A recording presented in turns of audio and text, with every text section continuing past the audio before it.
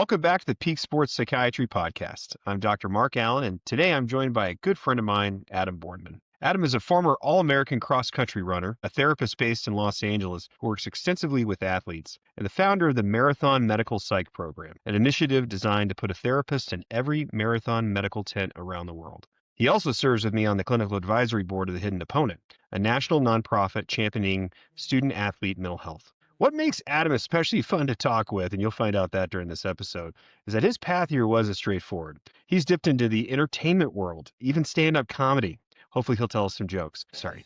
And he brings that same creativity and humor into his clinical work with athletes. Today, we'll talk about redefining the standard of care for athletes at major sporting events, the challenge of being both private clinicians and public advocates, and yes, even the elaborate metaphors Adam builds for his clients. It's going to be a mix of meaningful conversation and some good laughs, so let's get into it. Adam, you've had such an interesting journey from an All-American runner to a stint in stand-up comedy to now building a therapy practice for athletes. Before we dive into your current work, can you take us back to those days on the cross-country course? Like, what did running actually teach you that you carry into your work? I love this question. First of all, thank you for being here. It's great to be hanging out with you guys and talking. Thanks for having me on your podcast. It's a pleasure to be here.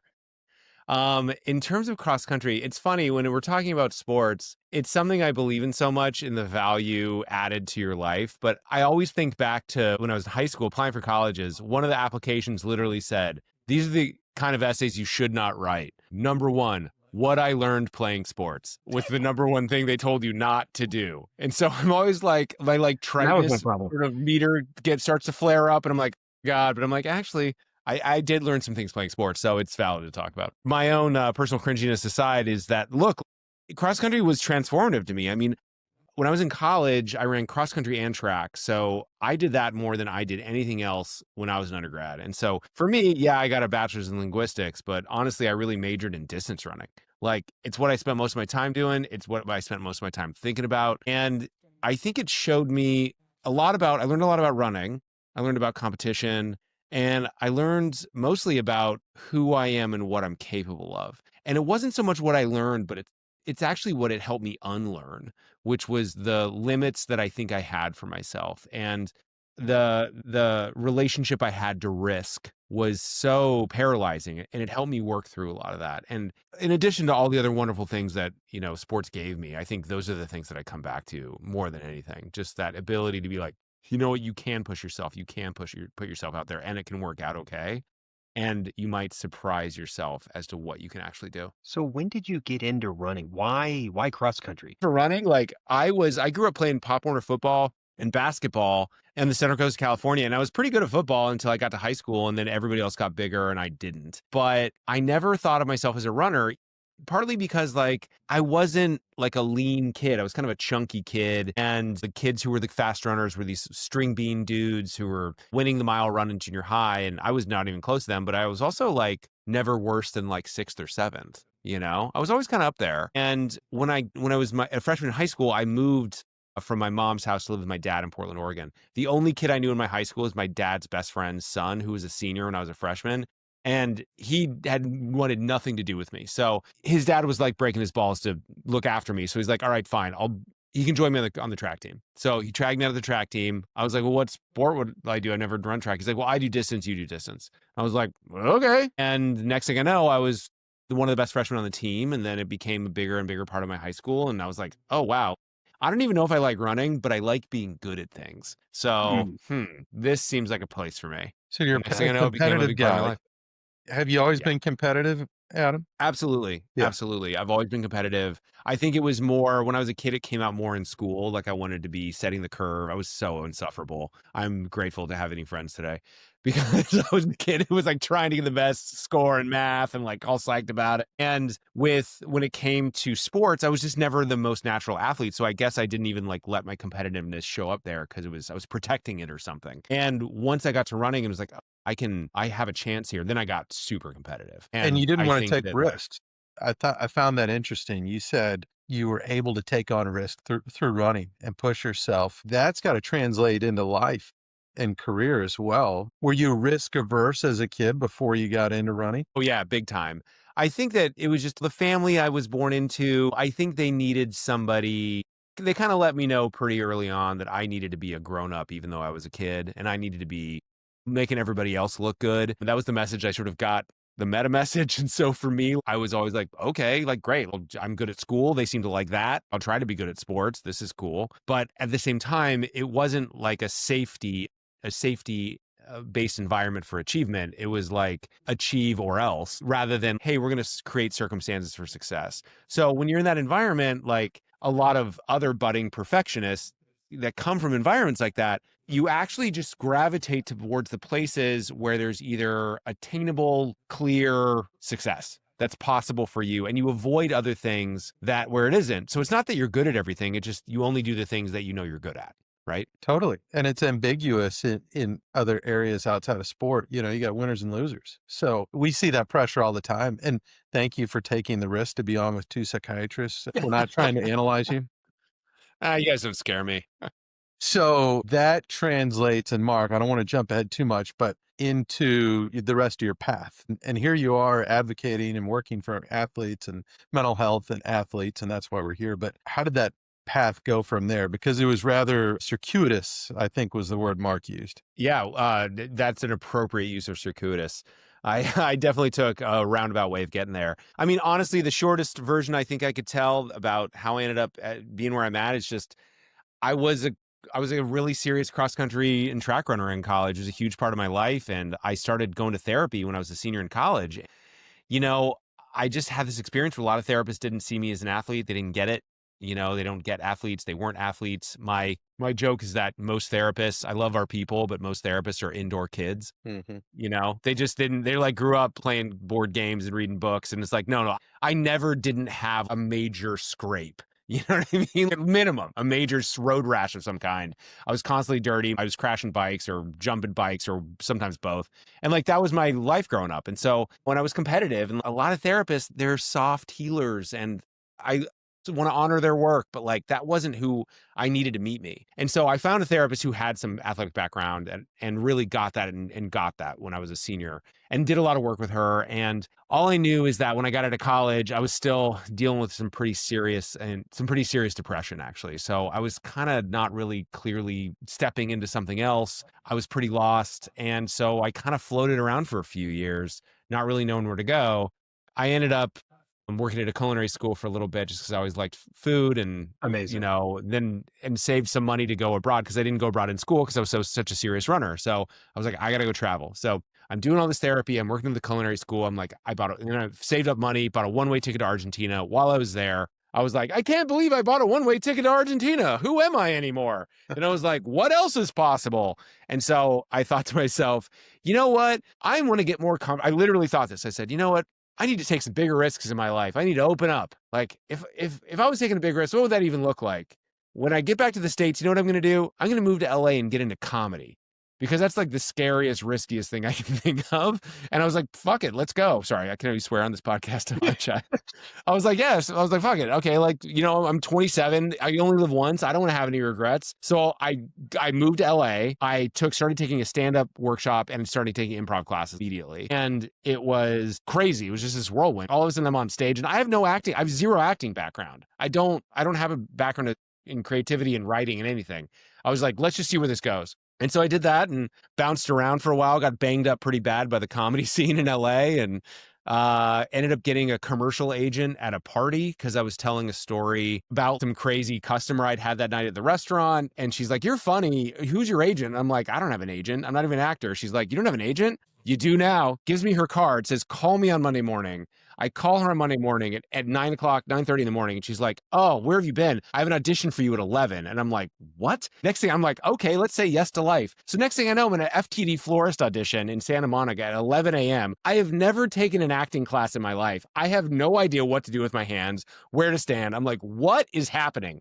And it just went from there. So yeah, that's chapter one. So I keep this short. Sorry. So how did the audition go? Oh, terribly. It was horrible. They were like, okay, we're going to read your slate now. I'm like, what the hell is a slate? And they're like, say your name. And I was like, okay, Adam Boardman, right? And they're like, okay, sweetheart, you're cute. Get out of here. And anyway, I ended up going to auditions for 3 years. I only booked one gig ever, which was I was in a commercial for the French version of Nickelodeon playing a pretend dad in this Nickelodeon commercial. And yeah, The I made French $1,000 version? doing it. What's that? The French version? Yeah, it's called Gulli. It's still on the internet, actually. Maybe we should put it in the show notes. Where I think that's a great idea. We will definitely yeah, so put it anyway, in I the remember this Mark, that's crazy the intro. experience and like, what's that? That's the intro for this episode. Dude, I can tell you guys Absolutely. stories for days. Let me tell you this quick story about this commercial I did. The only commercial I ever did. I'd been auditioning for like 3 years. I finally book a spot. I go to the audition, and the concept of the commercial is that it's this assembly and it sucks. The assembly is lame. It is a boring assembly. And then it's La Famille la plus cool de France, the coolest family in France, takes over the assembly. We hijack it and we rock it out. And so my fake wife is the drummer, I'm the bassist, and our 2 kids are the lead guitarist and the singer of the band, okay? And we rock out for 15 seconds. It was great.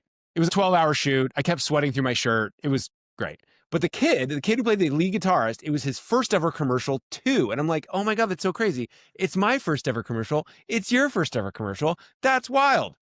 Well, I didn't know it was my last ever commercial. Cut to 6 years later. 6 years later, I am working a private party at this restaurant I worked at because I'm working in the restaurant business the whole time, which was great. And I worked for Nancy Silverton and Mozza. She was wonderful to me, and it was a great experience. But I'm working a private party, and it's Tom Papa, the very famous comedian Tom Papa, is the host of this party.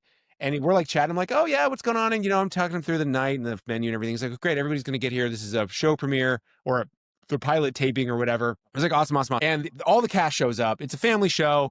And who's in the cast but the kid from the commercial and his mom? And I was like, oh, my God.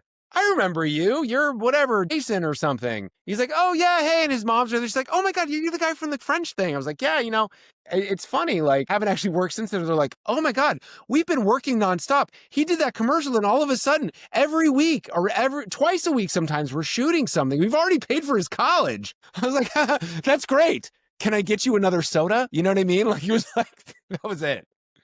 And it was at this point that you decided to become a therapist. Yeah, and at this point, the narrator decides to leave entertainment. And so, yeah, and so basically, it was right around then, I was like, you know what?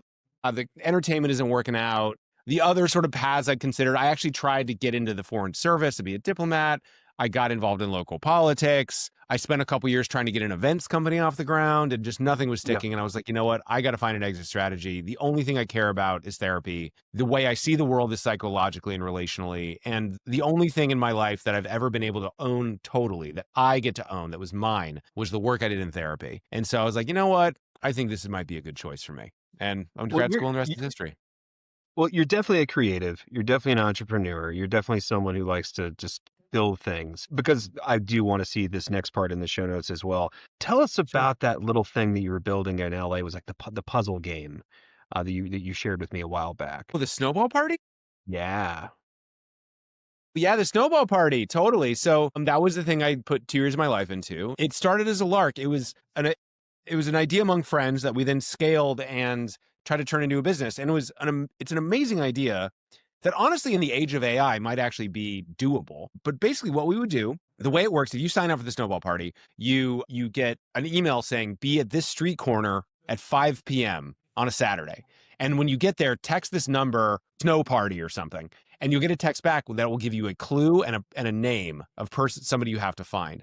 And at this point, you get a name and you get a clue to find. Then it's usually hidden in like a newspaper box or something, or like underneath a bench. And you and this other person who's also done the same thing have this activity to do together. You just meeting, you do this activity, and part of the clue is where you have to be in half an hour, where 2 other people who also have the same experience of like starting completely blind and just meeting each other and doing some adventure, meet up, and then the 4 of you do something. Everything we would do was tailored around an LA neighborhood and like really interacting with the urban environment. We'd have people go into legendary record stores or go into costume shops or go in and try on quinceañera dresses in downtown. All these things in this like lush, rich urban environment that a lot of people just never had interacted with in a curious way. We got people to both engage each other and engage LA. Part of the conceit was that the party doubled in size every 45 minutes. So you start by yourself, then you're 2, then 4, then 8, then 16, then 32. And we would just completely world build and manipulate people benevolently to like have these experiences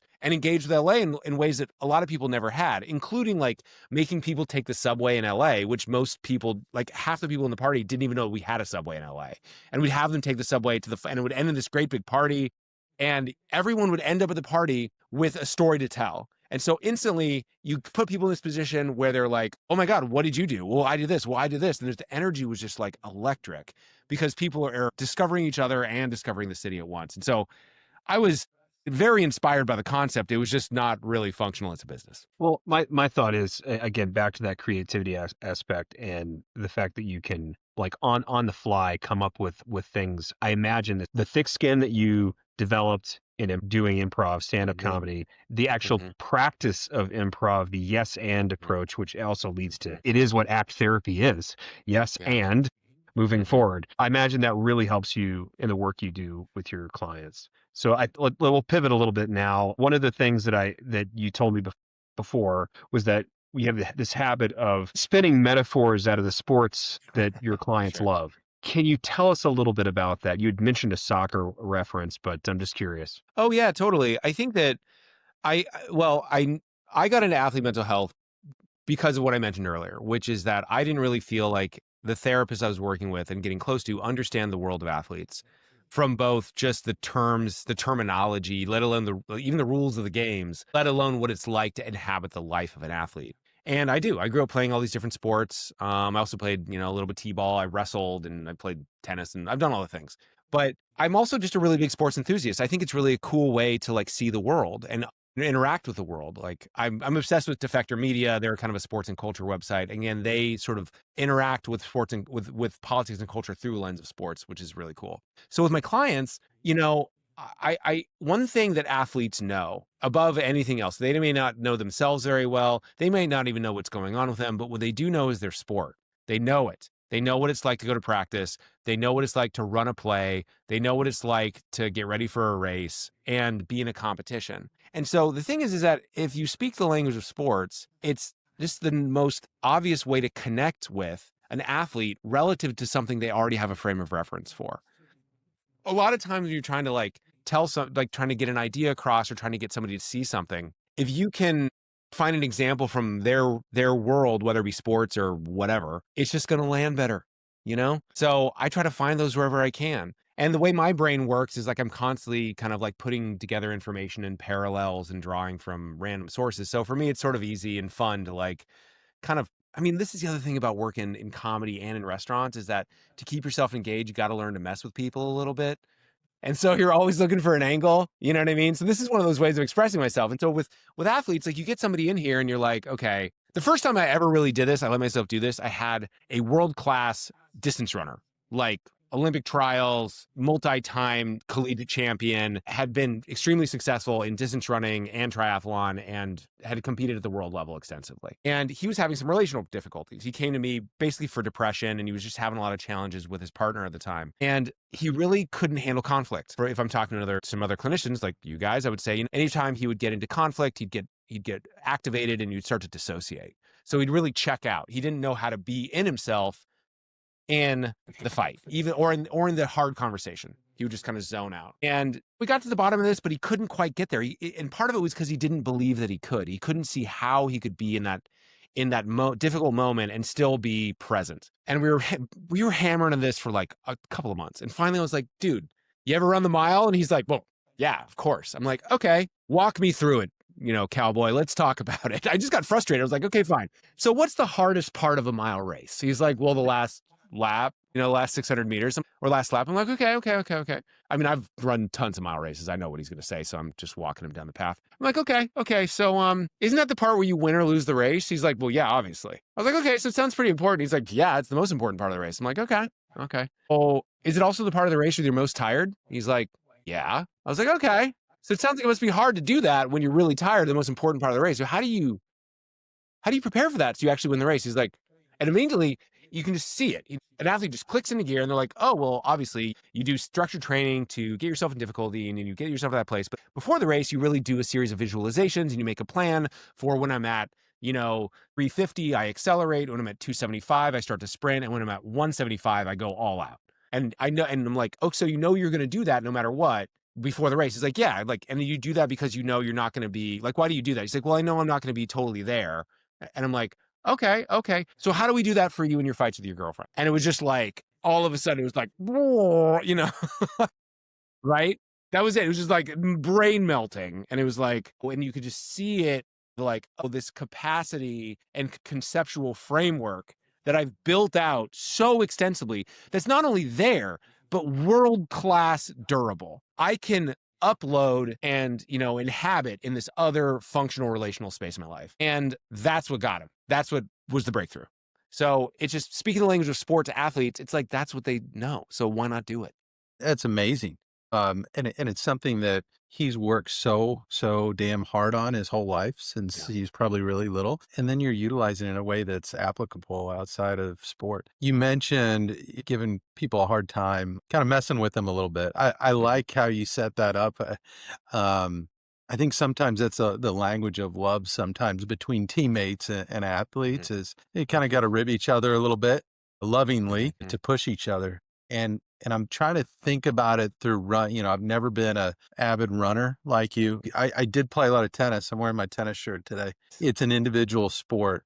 Do you like working with individual sports or do you like team sports? Does it change your dynamic or perspective and how you utilize your skills with individuals or team-based sports? Yeah, you got to meet like anything, the rules of therapy applies that you got to meet the client where they're at. And obviously there's a lot different, and this is an issue of cultural competency. To zoom out a tiny bit, this is what really got me into this work was that I got out of grad school just looking to work. I thought I just worked with perfectionists and overachievers and just kind of a general practice. And it wasn't until I thought more about my experience that I realized there was a real lack of cultural competency around athletes in the therapist population. And even within that, like, look, it's sort of like, oh yeah, I went to a school, we talked a lot about minorities and sort of oppressed groups, and I'm trained in that. So I know how to work with minorities and oppressed groups. If you're working with somebody who's indigenous, it's gonna be a lot different than working with somebody who is, say, a Black person or somebody who is a first-generation immigrant or something. And so there's sort of within the of sports, it's the same way. Obviously, it's a different approach for a tennis player or a golfer than it is with, say, a football player or a basketball player or a hockey player. And just using our skills already as clinicians is sort of, we're using our sort of empathic imagination, but also really you have to kind of know what every sport is like. I mean, there's no other sport like tennis. Golf is close-ish. Gymnastics can be kind of close, but like just being out there on your own for hours at a time, everyone's watching and quiet, like that's just brutal, and the pressures of that and understanding what that's like and bringing it into the work is so important. And so, yeah, it's a little bit of a different approach, but I take all comers. I love working with all different kinds of athletes. Yeah. What do you like to do? Do you like to do, Mark mentioned acceptance commitment therapy, I'm thinking of you doing exposure therapy with yourself from a young age, and then in comedy and getting up on stage. What do you like to do, and does that change with athletes? My approach is primarily a blend of psychodynamic and systems theory. As someone who likes to create metaphors, I think my brain just takes it to systems and sort of builds out a constellation of what's going on inside a person and outside their life, and using those points of reference to sort of make sense of them three-dimensionally. Acceptance and commitment therapy is huge. I'm pretty eclectic. I kind of go where people want to end up. And it's important to be fluent in the sports and important to have a lot of different models. I've never been a dogmatic guy in any way, but that's a very good question. And my approach doesn't change that much with athletes other than I know I can always pull from that quiver of like, hey, you know what? If we can always bring this home using sports or using their sport and using that experience that they have, which is a great resource to pull from. You mentioned the term cultural competence. I think that's probably the third or fourth time this has come up in our very short-lived podcast so far, that athlete-informed care is literally a form of cultural competence. And that's why they don't seek help. It's because they don't feel like the people that would potentially work with them get them. You reference that even on your own website, like from your own personal experience. It's like, well, I didn't feel like I clicked, therefore I didn't. And then I kind of wafted for a bit, found myself, and you did do your own exposure work, as a lot of us do over time. And then guess what? It makes you a better therapist because you have like internalize, intrinsic that empathy that from having lived experience. You mentioned tennis, which is one of my certainly favorite sports within my family. Now, I'm not the tennis player like Tommy is, but my wife certainly is. One of my favorite books, though, is The Inner Game of Tennis by Galway, which is awesome because it kind of is a playoff. Like, well, certainly it's one of the few sports where you're truly volleying back, like literally volleying back and forth with an opponent. So you have that aspect, but then also the internal part, volleying back and forth, all of those doubts and the highs and lows of the game. And anyway, a fabulous resource. If anyone's listening, then we can put that in the show notes as well. Is a fantastic sports psychology resource. Pivoting a little bit, you've been now, like I do want to get to the marathon stuff here in a little bit, right. because that's obviously kind of where you've gone. Like you've been building towards that, but you were a college athlete yourself. I mean, dude, you're an All-American. I mean, D3, but All-American. I'm not going to knock that. It's pretty great. No, At Pomona, knock at correct? all. What's that? At Pomona, correct? Yeah, I went to Pomona College, competed for Pomona Pittsburgh, go Sage Hens. Yeah, I was the second All-American in school history, which was probably my biggest claim to fame in the school. I mean, it's pretty funny. After I left, they became this national powerhouse that's won multiple national championships in cross country as a team. They have, I joke that between when I got in there, the gap between All-Americans cross country was about 20 to 22 years. And now it's about 5 to 7 seconds at nationals, because they just got guys coming in after each other, just bam, bam, bam, bam, bam, stacked up. And it's really cool to see that program transform. But yeah, I mean, I don't know if anybody pegged me as the guy who's going to break the All-American cold streak at Pomona. But, you have a good season, you get a couple good races in you. Next thing you know, anything can happen. And it was, I'm very grateful to have had those experiences. Well, so we've talked offline about athletic departments and the way they're set up in this, I'm going to call it new way, but kind of the way it should be related to providing mental health support for the athletes. Having been there, now being on the other side and working with athletes yourself, how do you think athletic departments should evolve? Or what is it that, because sometimes administrators and coaches don't like totally get how mental health support makes their jobs actually easier. So what would you do to like get more buy-in from departments? Well, that's something I think about a lot, is that how do you actually meet the stakeholders of athlete mental health, which are athletes, but they're also the coaches. They're the athletic trainers, the administrators, both in the department and even in the institution. How do you meet them where they're at to support athlete mental health in a way that they're going to not only understand, but theoretically invite and bring you in? Everyone's really busy. Everybody's got a lot on their plate, and they don't necessarily have a lot of time and energy laying around for like something that even if they believe in is important, they're like, oh, what are we going to do? Sit in a room and talk about depression? That doesn't really sound like the most fun use of my time. But I think it starts with rethinking what athlete mental health is. And for me, it's kind of like my work with teens and minors, is that I don't take minor clients unless parents consent to coming in for treatment. If I deem it necessary. It's because I learned the hard way. Like, look, if you got a kid and they're having a hard time, a lot of it's just usually has to do with the parents, or the parents don't get it. They need more support, whatever it could be.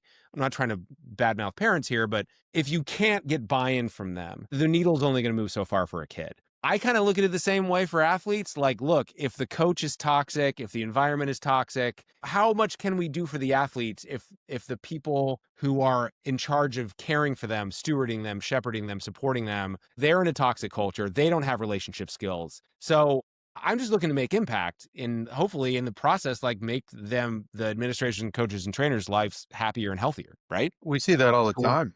Mark, sorry, I didn't mean to cut you off, but would you guys say that when referrals are made to a silo somewhere, instead of being part of the structure of the care, whether you're talking about somebody who's a mental health professional or not, or a therapist or a psychiatrist, if it's supposed to happen over here and I don't want to know about it, it's not meaningful. And they're not expecting results. They're trying to get rid of the problem rather than help with the problem. And we see that, I think, in psychiatry sometimes because of stigma. But as stigma gets better, I love your approach to getting buy-in and having kind of that standard of care that we all are agreeing upon. Where have you fostered that in your career? I'm thinking about how Mark mentioned the medical tents in the marathon. You're just making it the standard of care. It's part of it. It's out in the open, but What experiences do you have with that, Adam? Well, I appreciate that question. I think that you're speaking to the structural challenges that are present in collegiate environments, which as a systems guy, that's what, that's what I want to change the most, just because the system can either generate mental illness or generate mental health and success. And how do you both, even if you're devoted to culture, you can only do so much if the system is stacked against you. Mental health in college athletic departments, it's so weird. It's like getting pregnant in the 50s or something. They just like send the girls away. They have the baby. No one talks about it. Then they come back. You know what I mean? Like, and it's like, no, like, why don't we talk about like birth control or prevention, or also different attitudes of keeping people in the community and working with this and destigmatizing it and all the other things that can lead to better outcomes. And that's not the perfect metaphor, but I think you guys understand me. Is that look, I think we all need to evolve here. And there's real legal and structural barriers to that. But yeah, I mean, I've been lucky enough to have my alma mater, Pomona College, really bring me in and support some of the ideas and put them into practice, and sort of being an opportunity to get some reps in with their athletes there. I've done programs with coaches, with specific teams, with team captains. I was mentored by a guy named Craig Rogers from Harvard for a while, who kind of brought me into some of the programs they had. And you really, there's really ways to do it that are better and worse for athletes and coaches. But we're all here to do the same thing, which is to see people succeed and be healthy while doing so. And that can look a lot of different ways. I mean, all I can add is, from my background of training as a child and adolescent psychiatrist, adult work too, but you don't treat kids in vacuums. You have to treat the family system. And athletes that are in college, they're basically just latent adolescents, right? Mm-hmm. And you can't treat them in a vacuum anyway, even though maybe the department might view that easier just to sort of deal with them over here. You have to deal with the department itself. And so it's a systems approach. So yeah, we got a long, long way to go, but man, we wouldn't have been having this conversation 5 years ago. So again, appreciate you coming on and talking about personal experience too. So let's talk marathons. Yeah, I want to hear about the marathon tents. I thought this was the coolest thing ever. I thought that this is game changing what you're trying to do here. I mean, you started out not like a small marathon. You started out the Los Angeles Marathon. So walk me through how that happened and like, what are you doing? Yeah. Thanks for the tee up. The Marathon Medical Psychology Program, I'm the director of the program here in LA. It is based on a program developed by a neuropsych named Dr. John Artizone in Chicago. They've been doing that out there for a few years. And through another athlete mental health nonprofit I'm a part of called Athlete Soul, one of my colleagues is part of that program out there. And I just saw it on our Instagram one year. And I was like, what is this? What is this? This is clinical mental health at athletic competition. I've literally never seen this before. And so I reached out to Sarah Green-Falk, who's the coordinator of the program, and John, and they were very kind. They brought me in, including Dr. George Champas, the medical director of the Chicago Marathon, very graciously brought me in and let me just soak it all up, and really supported me in implementing it out here in LA. Big thanks to Stacey Ferraro and Matt Flessock out here in Los Angeles for supporting me in implementing this program. Really what it is, once I saw it, it seemed like a no-brainer, is that Dr. Artizone, he said, you know what, in medical marathon tents, you see a lot of people who are not only in physical pain, but in a lot of emotional pain too, because it's a big day. They've been training for at least 4 to 6 months. They're all running for something, either to qualify for Boston, or maybe it's their living because they're elite athletes, or maybe they're doing it to raise money for a charity, or their whole church is at the finish line, or who knows what. But there are stakes. And if they are in a medical tent, their day is not going the way they thought.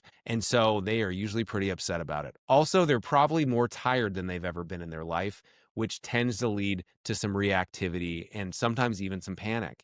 The thing is that ER doctors who tend to staff these God bless their work and what they do, but they're really great at medical emergencies, but they are not as great at dealing with emotional emergencies. Also, that's not what their specialty is. So what we do is we come in, we work side by side with the medical team, and we work with patients as they come in and check into the tent. We assess. We also are available to get called over if there is any sort of reactivity or emotional or psychological emergency. We square up with the patient, and we do a lot of regulation work. We do a lot of letting them know we're there.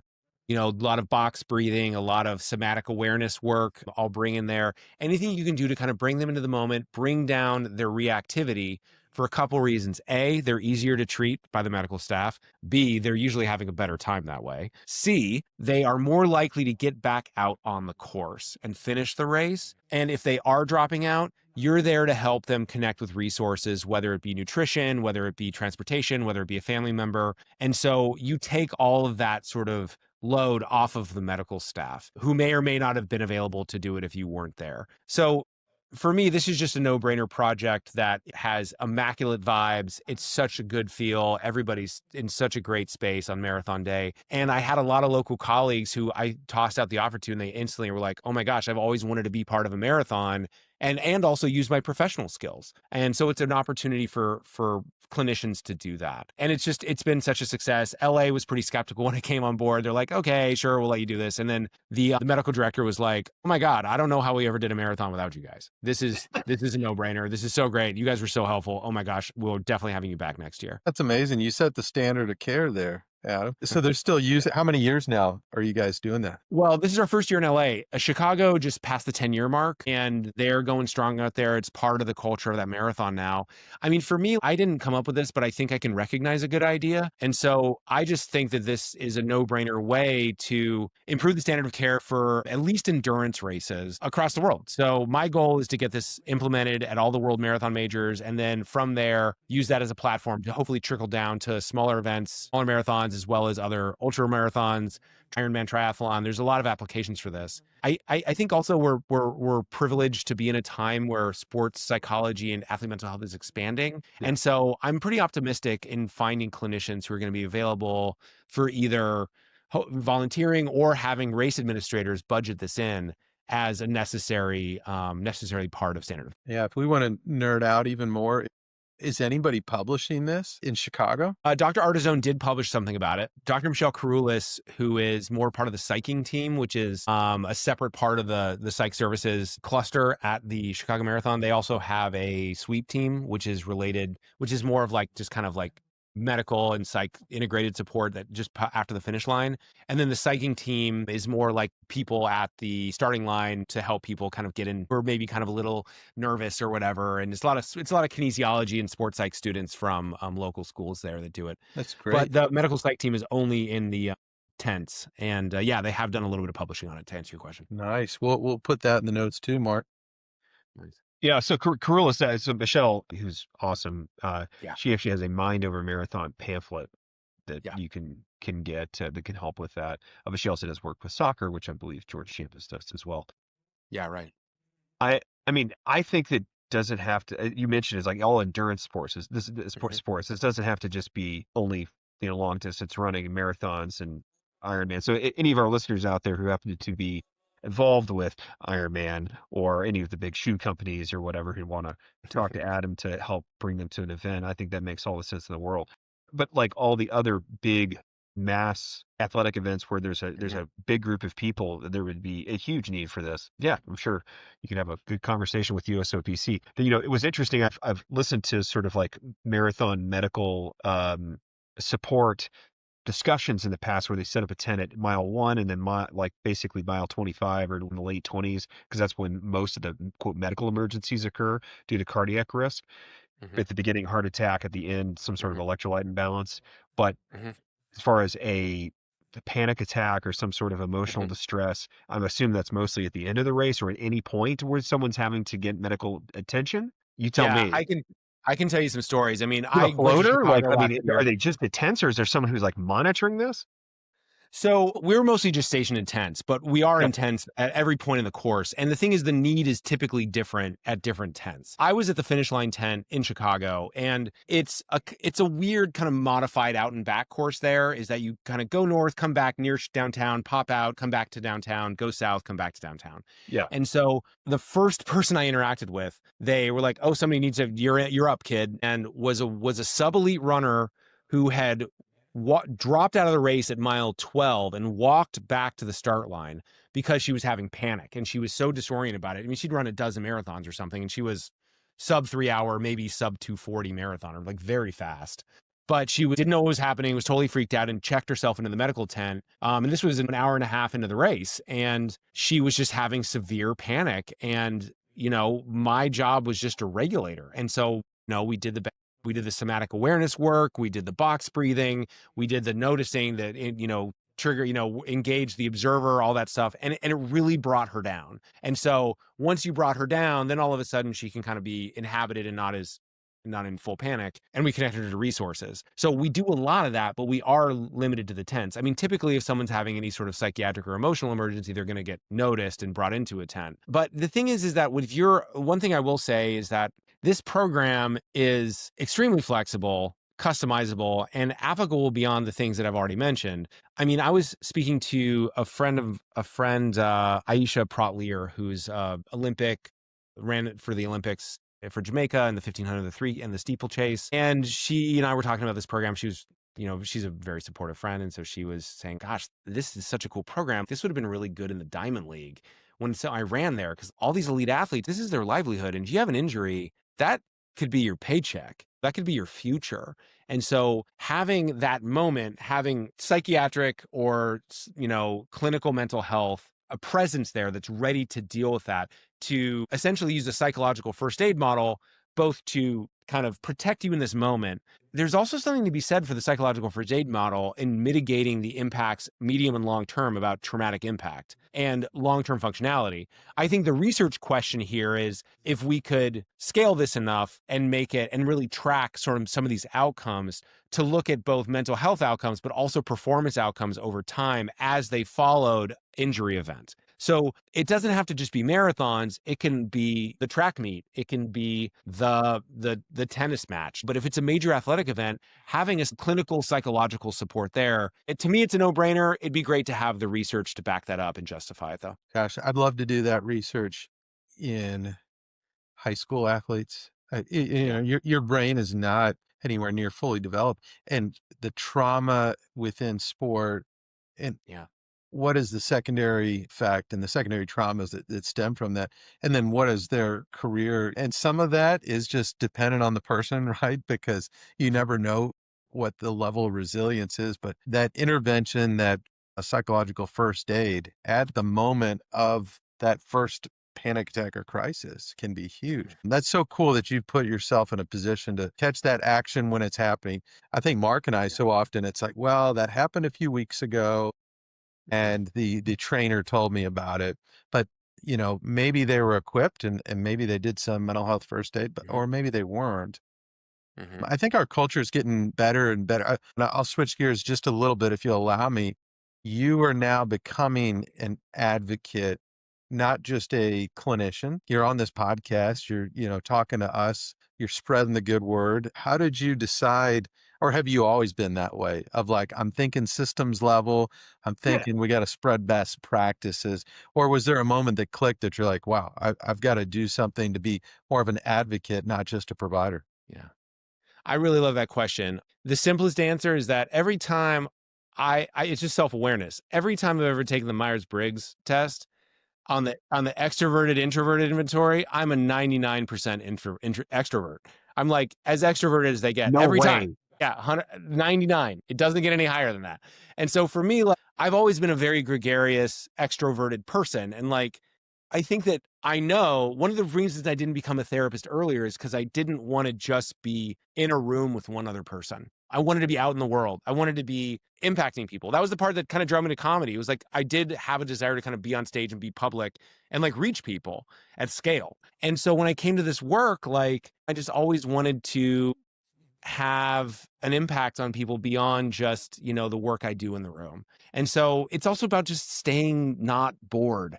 It's about being just not losing steam and burning out. This is a way that kind of works for me that hopefully can work for the world around us too. And so that's kind of what brought me to this work and just being engaged and kind of, bearing my added riches, so to speak. Well, if I know anything as far as kind of the work that Tommy and I do, education's a lot of it. And part of why we started the podcast is so that we can sort of reach other people to sort of move from the reactive way of dealing with mental health struggles to more of a proactive approach. And that takes psychoeducation and having people like you on to have fun conversations that extroverts It's great. You're easily able to share your personal experience. So segue a little bit back to running, and more of a fun question. Sometimes runners tend to be, we'll call it, very ritualistic, perfectionistic. What is your favorite race day ritual? Ooh, that is a good one. My favorite race day ritual is making, let me think about that. Man, race mornings are so great. You just know You you just wake have up to at get like into it. 3. Yeah, that's kind of exciting. It's like an alpine start in mountaineering. You know what I mean? You're like, I'm awake before anybody else. It's a Protestant virtuousness about it. You know what I mean? You get to feel better than everybody, you know? Yeah, I'll indulge that part of me. And just like, it's so exciting. Like you're so like, you have so much energy because you've been running your ass off for like 6 months and you're like, wow, I've just been tapering. I'm like ready to do something, you know? And so then you go and like, it's just I don't know. It's the moment you really take off your last warm-ups and like, you're a little sweaty and you can feel the singlet that's a little damp on your skin and the Yeah. cold air. That's my favorite moment. Okay. And then post race, what's your favorite recovery meal? And A recovery can recovery have, meal. yeah, Man, that word can take any shape that you want. oh, dude, every marathon I've ever run, I crossed the finish line and within 100 feet, I burst into tears, like complete emotional breakdown. And like, this is one of the other reasons I got into this work.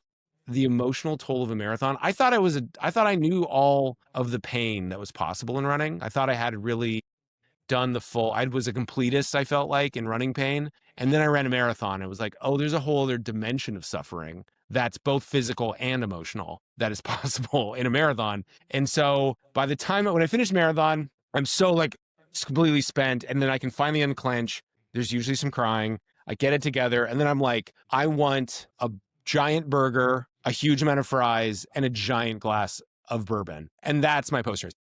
Because I'm like, I have earned this. Okay. Fair enough. I don't actually know what that feels like. The farthest I ever got was through a half marathon, Chicago, actually, the spring. And I remember Respect. being done with the half and being like, I could run another 13 plus miles. Okay, that's insane. I'm sure I couldn't have. Right. At that point, my legs were about to cramp up. But I did. I had the exact same post, just a slightly different beverage. I But feel like you running a deserve half. it more after a full marathon. Oh, totally. Running a half marathon and deciding you're ready to do a marathon is like going on a 5th date and being like, I'm ready to be married. You know, it's like, I know what it's like to be married. I'm ready for this. It's like, wait, pump the brakes, kid. It's just, I respect that. I'm glad that you thought that. I want to support that delusion, Mark. Yeah. But, Well, I just remember it's like, man, I was running at a good clip and thinking, yeah. man, I could do more of this. And then realize, no, stop while you're ahead, Mark. Like, Yeah. seriously. No, it's a great feeling, man. Yeah, no, there's nothing like when you're really fit and it's flowing and you're in the zone, man. It's a great feeling. Well, I don't want to wrap up too quickly, but Tommy, any other last particular questions before we hit the outro? You don't want to hear my marathon experience. I kind of do, actually. Let it rip, Tommy. So I did a few halves. And I really enjoyed them. I'll do more. I did one full marathon and I ran under the arch about mile 17 and a half. And then I had a point where you just kind of got gassed. I thought I was good to go at mile 16. And then it was a miserable experience psychologically. And I kept thinking about my medical school roommate who we'll have on the podcast, Dr. Lissy. He always said, you can't run a marathon, even if you had a gun held to your head, is what he said. You're not going to finish it if you don't train for it. And I thought about him the entire last maybe 4 or 5 miles as I was walking. But I finished it. And I had that burger and I had that beer and I had an ice bath. I said, I'll do this again sometime or maybe just a half. But you're right. It is psychologically so much different than a half. But what a great sport. I just think it's the community of running and all those people who were with me on that back half that I think about, all right, they kept me going. It wasn't like anything innate. It was all these people around me that were, cheering me on. So that's a great community. I hope that we get more of the marathons to have therapists and tents and mental health professionals. There really is something special about those spaces. To this day, one of the best experiences of my life, most inspiring human moments was running the New York City Marathon. And it's the most attended sporting event in the world, over 2 million spectators. And it really is incredible how the energy that the city of New York brings to that. And you are just the target of it. You're the beneficiary of this just intense, just positive, just rich regard. They're just flooding you with it, bathing in that space for 26 miles. It was difficult, but it was really sublime in another way. and there's nothing, and I'll never forget it. Yeah, it's so accepting and respected Yeah. amongst everybody who's out there.